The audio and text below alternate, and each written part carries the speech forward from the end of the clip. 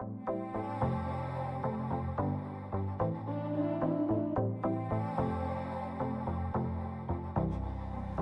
everyone. Welcome to our Every Nation discussion questions.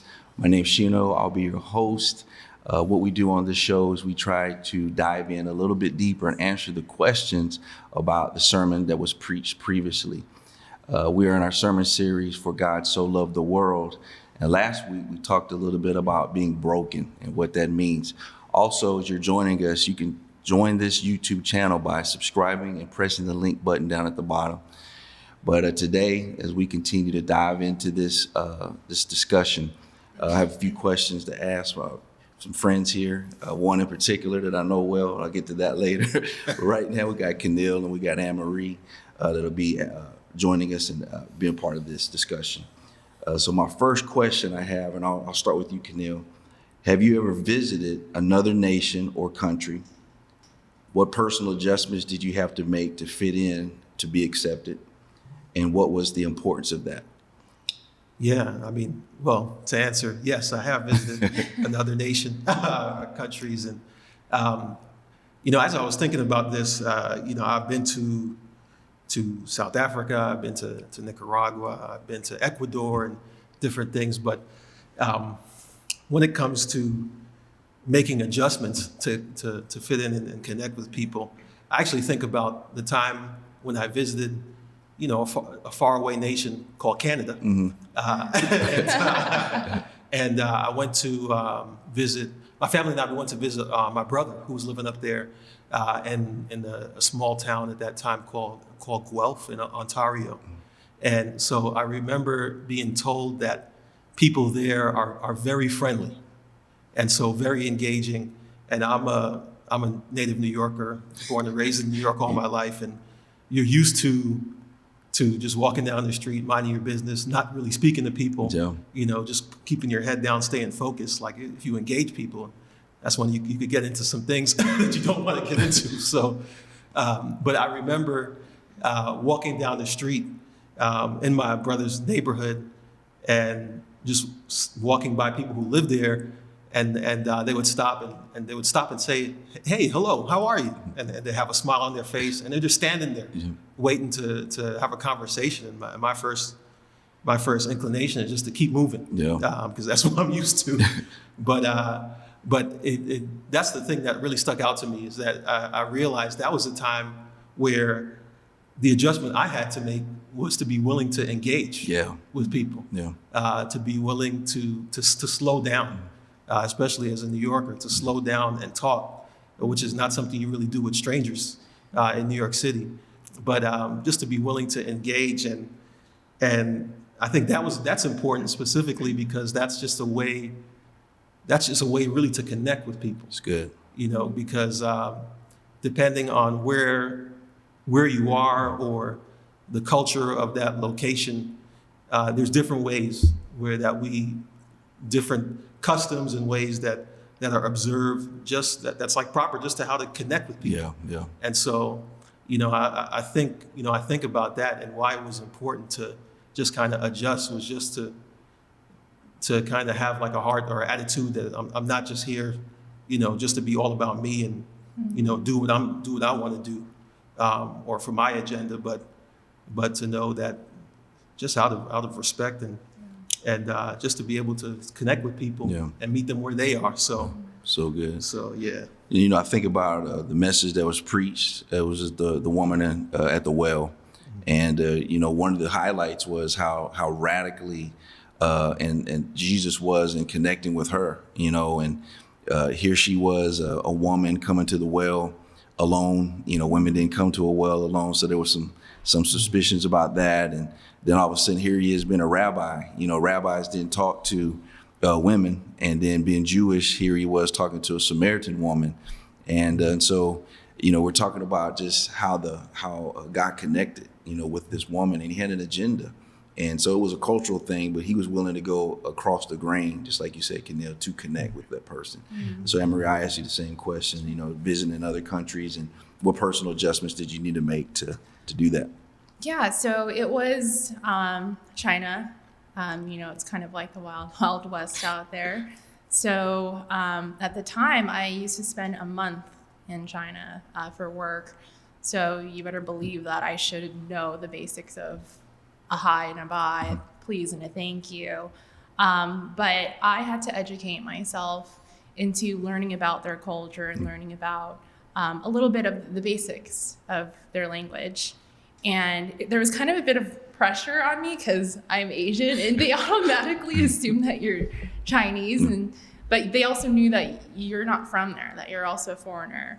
But I think it's important to learn their culture and their language even before you arrive, because it goes a long way to show them that you took the time and the effort to get to know the locals' culture, and also to show respect to them as well, which goes a long way, and to find some sort of common ground and a connection, despite where you're from. That's good. You brought up the common ground, and the importance is, like you said, honoring and respecting others' cultures. And it builds a bridge, and we all want to be bridge builders when it comes to things. And the thing that was significant also was that, Jesus was after something a little bit bigger. And, if we want to reach people, especially during the holiday season right now, people can get away from what the meaning of the season is. And so now's the best time to be evangelistic. And one of the greatest evangelists of all times, Jesus, knowing exactly, what he needed to do in order to connect with this woman was so important. And he unlocked some things. And so speaking of unlocking things, my second question is this, what is the best gift that's been given to you? And what's the best gift you've given to someone? And how did they respond? So how did you respond, and how did they respond after you received this gift? So receiving gifts, and you know this, I'm not the best at receiving gifts. I get awkward. I'm just not used to it since I've always been one to provide. But the best gift that I ever received was my wedding ring. And it wasn't just because it was a ring, but it was very symbolic for me. It represented a new chapter and a new beginning. Because very much like Joseph, if you know my story, it was very much like that. It was a battle after another one. It was rough. It was just tired, just being so tired that ring symbolized a new start for me. And in so many ways that every time I look at it, it brings joy, it brings happiness, it makes me smile. So that was the best gift I ever received, and the best gift that I ever gave was actually this year, your birthday gift. It was in April, so COVID was still fresh. You couldn't go anywhere. And I remember 3 days before your birthday, I'm lying in bed and I'm like, Lord, what can I get him? I want it to be special. I don't just want it to be material things. Sure, another pair of Jordans, but that wasn't going to cut it. But God made it so clear to me to make something special, something heartfelt that would have you to realize just how much you're appreciated. And so that's when the idea came from making a video, reaching out to your nearest and your dearest, and having them just share some special things that you did in their life, how you touched their life. And it was a joy for me to witness, to see how you received it and how you heard all that you've done for others. I know it's not every day like you guys as pastors don't get a phone call of a thank you. And so for you to receive that, I thought would just touch you, and it did. Appreciate that. Canile, just, thinking about, the gifts that maybe you've been given or you've given somebody else, what is the best one? What is the best one, and how did they respond when you did give gifts out? For me, I think the best gift that I've received is just is really time spent. I try to think of, I could think of a lot of different material things back in the year, back throughout the years, when I got my first Super Nintendo or things like that, opening up at Christmas, fire it up, like, ooh. But those things can't really compare to the feeling that I have just spending time with people. I think the last couple of birthdays that I had were just moments where we just had barbecues or cookouts, and some people came over and hung out, and that fills me up. I enjoy that. So, I definitely love spending time with folks that I'm close to and that I trust. The ones that I've given someone else are, I think the most meaningful things that I've given away to people are just like serving them. Yeah. So I think back on, even from when I was younger, Mother's Day, Father's Day, and, trying to do our best as kids to hook up our parents with like breakfast in bed. Mm-hmm. Or just even the how I see my mom react or my dad react to them coming home and like having washed the dishes or something, taking care of things around the house.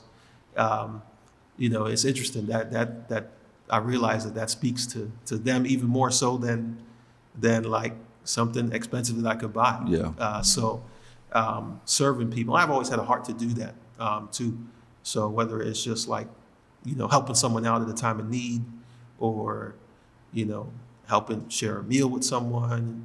And and I think, I just love being able to connect with them that way. And I guess the bonding that comes when you come through for somebody. Yeah. So it's good. Yeah.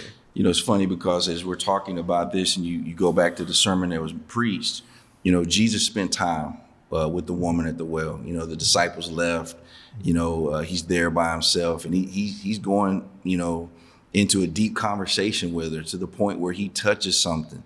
And, when you do spend time with people and you begin to, really listen and lean in on what's going on in their lives, man, they'll open up, they'll share. And that's what happened in this story. She just begins to open up, Jesus, and he offers her a gift. And that gift is this living water, basically himself. He's trying to explain to her that he is the Messiah, that he's the Christ, and that he's the one there. He's going to be this gift that's going to change her life forever. Kind of like what you're saying, Anne Marie, just kind of like, this, when you look at something, you realize, man, I had something going on back here in my past, but here's something to come away to erase that and to give me a great future. Right. But it took work. There had to be some serving, there had to be some time. And then the beauty of it is that now, not only is this situation taking place where she's being set free and delivered because of the time and the serving and realizing who Jesus was, but now she's got to go tell somebody about it. And so that leads me to my third question is, what was it like sharing your testimony for the first time, and what was the result of you sharing? And so I'll start with you, Anne Marie. First time you ever shared or told somebody about how God changed your life? So the first time I shared my testimony was probably like a year and a half after being saved. So this was like early 2000s, but I was at a women's retreat and we were going around in a circle of just praying for one another. And I asked for prayer for strength because I was going through a really tough time, a lot of loss, a lot of battles so early on. And actually the end result wasn't what I thought it was going to be. However, it caused us all, and it was a reminder for myself to be kind to one another.